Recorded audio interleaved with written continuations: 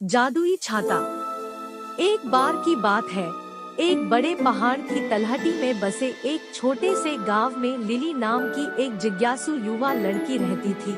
Lily अपनी असीम जिज्ञासा और रोमांच के प्रति अपने प्रेम के लिए पूरे गांव में जानी जाती थी। लेकिन वह यह भी जानती थी कि जब भी बारिश होती थी तो वह अपना छाता लाना भूल जाती थी। ऐसा लगता था कि चाहे वह कितनी भी कोशिश कर ले, वह दरवाजे से बाहर निकलते समय उसे पकड़ना हमेशा भूल जाती थी। एक बरसात की दोपहर, जब लिली जंगल में घूम रही थी, हल्की बूंदाबांदी भारी बारिश में बदल गई। उसने आह भरी और एक ऊंचे पेड़ के नीचे शरण लेने की कोशिश की, लेकिन कोई फायदा नहीं हुआ। वह सिर से पांव तक भीगी हुई थी, उसके कपड़े उसकी त्वचा से चिपके हुए थे। तभी मिस्टर वेदरबी नाम के एक मिलनसार बूढ़े व्यक्ति ने उसे अपनी झोपड़ी की खिड़की से देखा। श्री वेदरबी अपनी बुद्धिमत्ता और प्राकृतिक दुनिया के प्रति अपने प्रेम के लिए जाने जाते थे। वह थोड़े सनकी होने के लिए भी जाने जाते थे।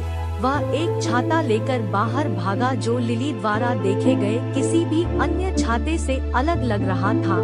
यह जटिल पैटर्न से सजाया गया था और इसमें एक चमकदार सुनहरा हैंडल था।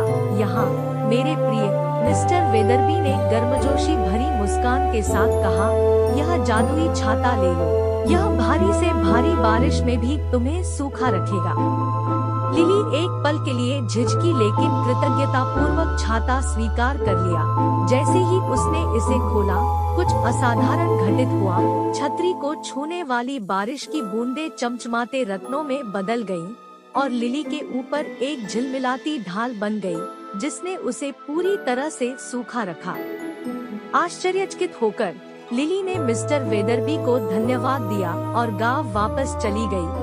जादुई छाते ने न केवल उसे बारिश से बचाया, बल्कि वह जिस किसी के भी पास से गुजरी उसका ध्यान भी अपनी ओर आकर्षित कर लिया।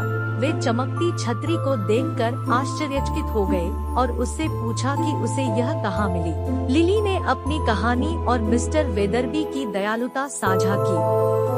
जादुई छतरी की बात तेजी से फैल गई और गांव के लोग इसके बारे में और अधिक जानने के लिए मिस्टर वेदरबी के पास जाने लगे।